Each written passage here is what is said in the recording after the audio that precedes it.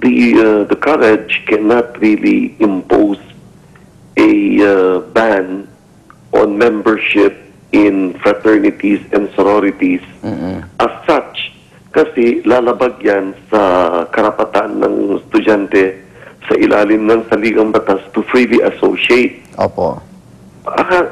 Having said that, I want to say that in the College of Law of San Beda, I was told by Dean Hara, and I was told during our academic council meeting, now there is a policy, an existing policy actually, against joining unrecognized and unaccredited organizations. Opo. Pero ang problema lang, Igan, is hindi mo naman mababantayan ang galaw ng lahat ng estudyante. So even if you make very clear to the students na kayo ay mapapatalsik kung magmemembro kayo ng mga notorious fraternities and organizations na hindi naman kinikilala ng eskwela, pag nag-join sila na hindi namin nakikita o nalalaman, that's something that we cannot absolutely control because these students make contact with others. In fact, the incident did not even take place in San Beda. It took place outside San Beda. Opo. Pero itong fraternity ni Marvin, accredited po ng San Beda? No, it's not an accredited fraternity of San Beda. In fact, the students who belong to it, as far as I know, were concealing their membership because they knew that they would be in trouble with the organization, with the administration of San Beda. Pero matagal na ho nag-e-exist itong illegal na fraternity na ito dyan sa San Beda, Father? That I do not know personally because when I talked to the classmate of Marvin yesterday and to some other administrators, they discovered that Marvin was indeed a member. But of course, you know, alam mo naman mas dyan, Igan, alangan na knowing that from their classmate na members siya ng isang pinagbabawal na organization ay isusumbong nila yan sa administration. Ang mga estudyante pinagtatakpan ang kamalian ng bawat estudyante. And while San Beda really tries its best to monitor the conduct of its law students, these are already law students. These are not ordinary college students. So they have a certain degree of freedom that is not present in college students. Okay. So, Father, labas ho dito ang school pag nakitang itong Lambda Rho Beta ay hindi nyo accredited. Ganun po ba? Yes, we have that. In fact, it is very clear it's not accredited in any way. In fact, that's labeled as an illegal organization by our school.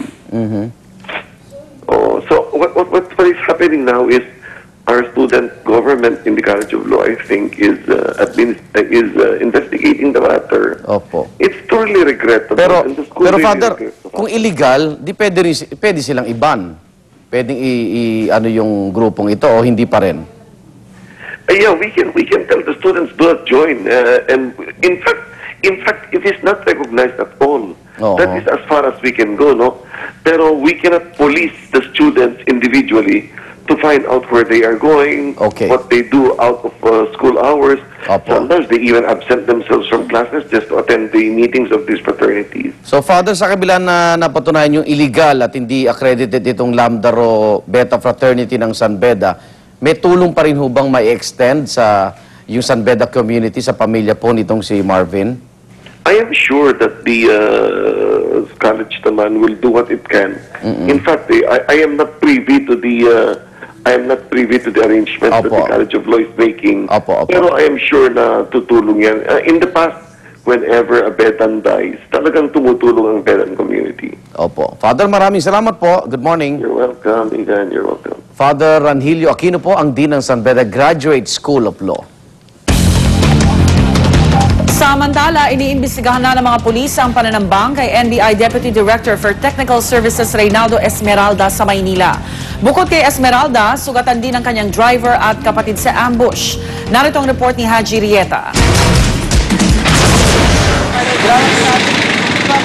Pasado na 7 ng gabi ng tambangan sa bahaging ito ng Apacible Street sa Paco, Maynila, ang convoy ni NBI Deputy Director for Technical Services Reynaldo Esmeralda. Sa impormasyong nakuha ni Justice Secretary Leila de Lima, 2 lalaki raw na nakamotorsiklo ang nagpaputok sa sakyan kung saan kasama ni Esmeralda ang kapatid niyang si Nilo at isang driver. Nasa pangalawang sakyan sila sa 3-vehicle convoy. Ayon kay de Lima, matagal na umanong may natatanggap na banta sa kanyang buhay si Esmeralda. Nadaplisan daw ng bala sa Esmeralda. Isinalalim siya agad sa CT scan at X-ray dito sa Manila Doctors Hospital. At base rito ay ligtas na raw ang lagay ng NBI Deputy Director. Conscious o may malay na rin daw si Esmeralda. Gayon din ang kapatid niya at ang driver na parang nagtamo ng tama ng baril. Isa-isa namang nagsidatingan ng ilang opisyal ng NBI, kabilang ang OIC ng NBI na si Nonato Cesar Rojas dito sa ospital. They both had wounds that were as far as that were that hit their temple, their face. Basically, you have to make sure na walang ibang nangyari. Kasi baka meron na embed na bullet or whatever or fragments sa bone, then the CT scan will help a lot. Unofficially, mukhang wala pa, but we'll wait for the official report of the radiologists on the CT scans that were done. Para sa unang balita, Haji Rieta reporting.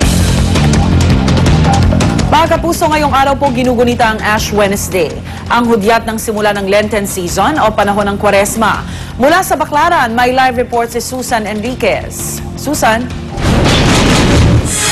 Kaya nagpapatuloy ang unang misa para sa pagsisimula ng Kwaresma ngayong araw na ito, no? Yung misa na ito na pinangunahan itong si Father Ariel Lubi at katatapos lamang ng homily at pagkatapos ng homily ay benendisyon na yung abo na ipapahid doon sa mga Katoliko na nagpunta rito sa Baclaran Church kaugnay nga nitong Ash Wednesday. Ang Kwaresma po ay 4 na pong araw na paghahanda para po sa paggunita sa pagkamatay at muling pagkabuhay ng poong Hesukristo hanggang sa paghahanda po natin sa Pasko ng pagkabuhay. Kaya naman po ngayong araw nito ay nakikita natin